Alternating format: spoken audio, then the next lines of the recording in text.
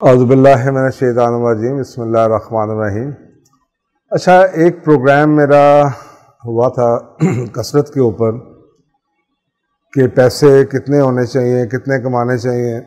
تو اس پہ کافی سوال آتے رہے۔ بنیادی طور پہ سوال ایک ہی ہے، اور وہ سوال یہ تھا کہ جی کتنا کمانا چاہیے، ہاؤ مچ از انف۔ اب یہ سوال صاف ذرا ہے کہ ڈپینڈ کرتا ہے کہ جی پرسن ٹو پرسن آپ کی کتنی ضروریات ہیں، لیکن کچھ چیزیں جو میرا اس کا اپنا ایکسپیرینس ہے وہ میں آپ کو بتا دیتا ہوں۔ دیکھیں، سب سے پہلے تو بات یہ ہے کہ مجھ سے بھی لوگ کافی زندگی میں سوال یہ پوچھتے رہے ہیں کہ آپ نے اپنے کیریئر کے پیک پہ ریٹائرمنٹ کیوں لے لی، اور اب آپ کافی سال ہو گئے اب اس چیز کو 2005-06 سے، تو 15 سال تقریباً ہو گئے، تو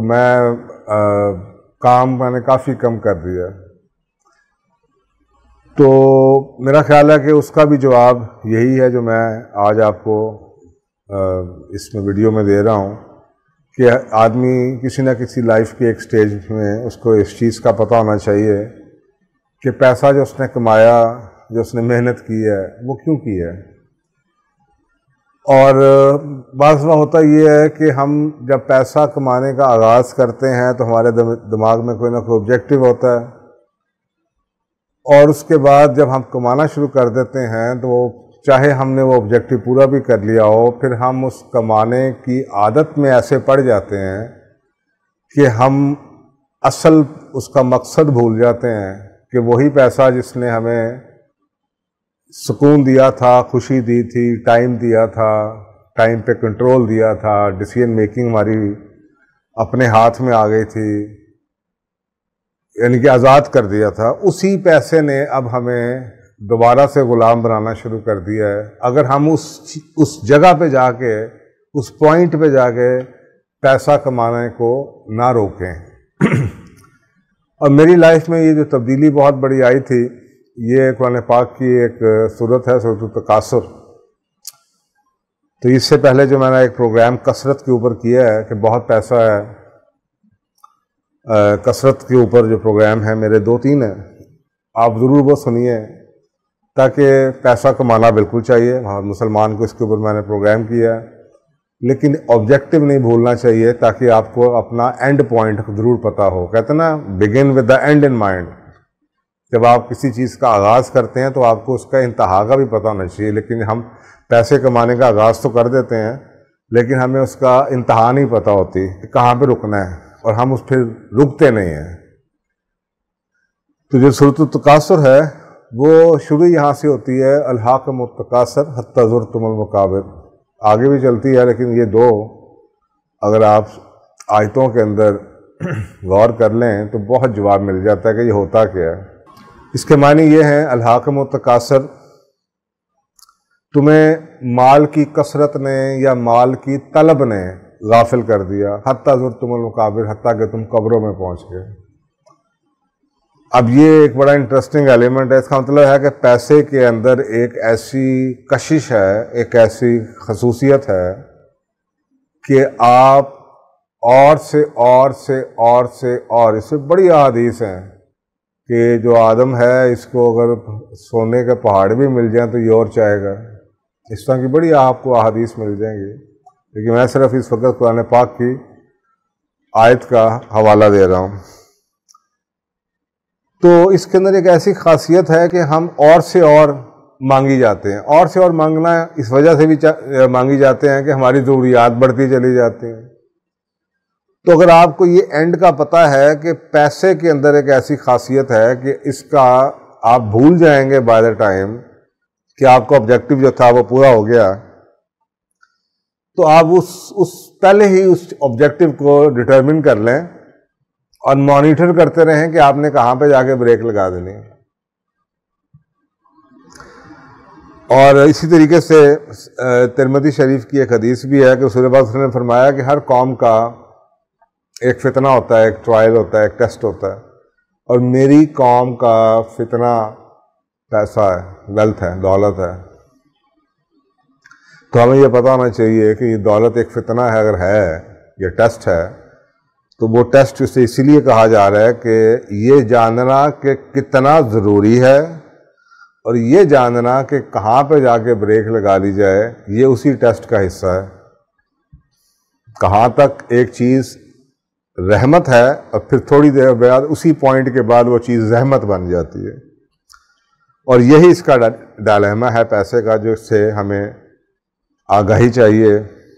کہ اس کے اندر ایک ایسی خوبی ہے کہ جی آپ لائف سٹائل بڑھائی جاتے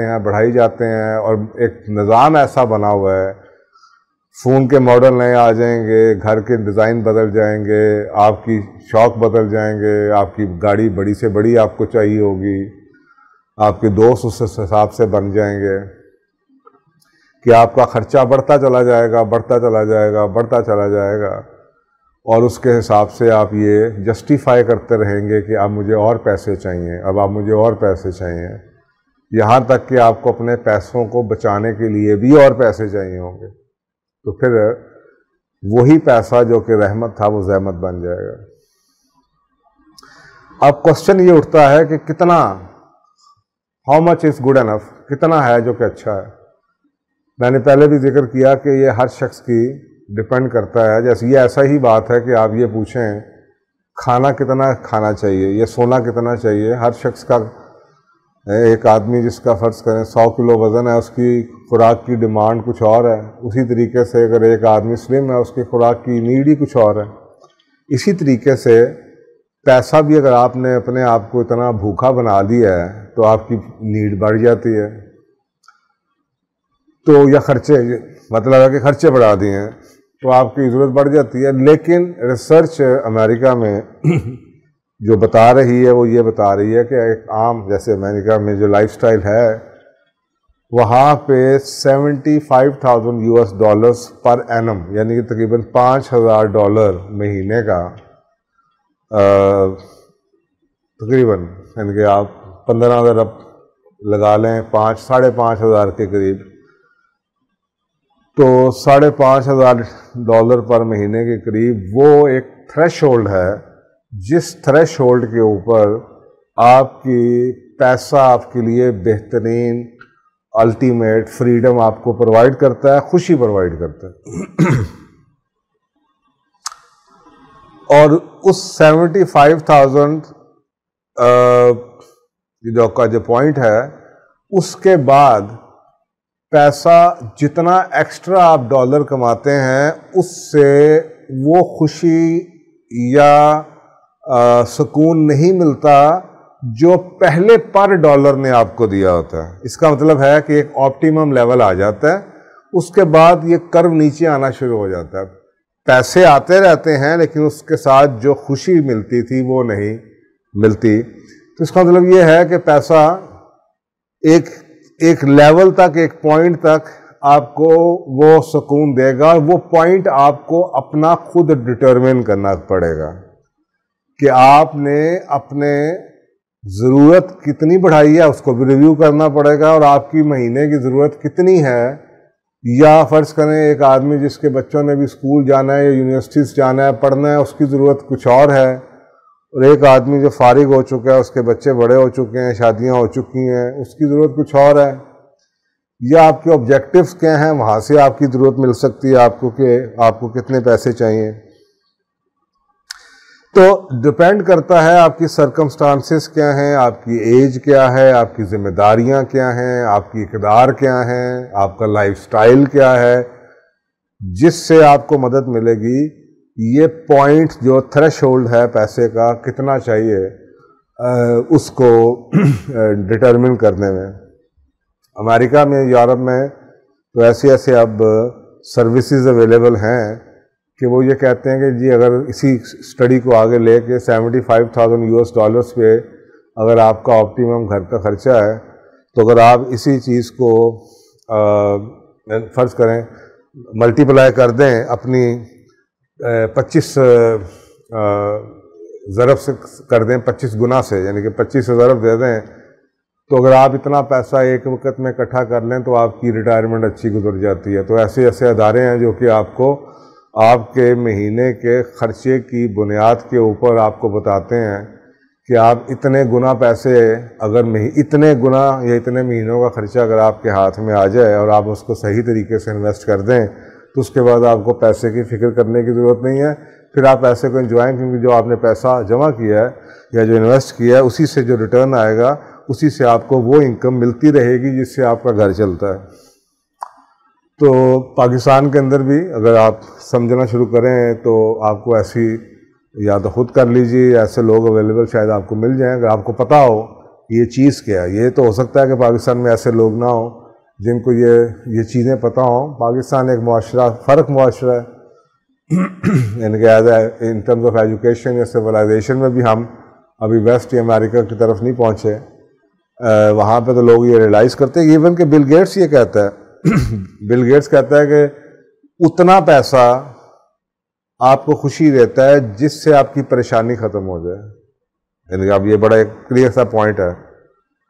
جس سے آپ کو پیسے کا فکر نہ کرنا پڑے. یعنی کہ آپ کا گھر کا فرض کریں بل آتا ہے یا خرچے ہیں یا مہینے کی گروسریز ہیں یا ایک لائف سٹائل ہے یا آپ ٹریول کرتے ہیں یا گاڑی رکھی ہوئی ہے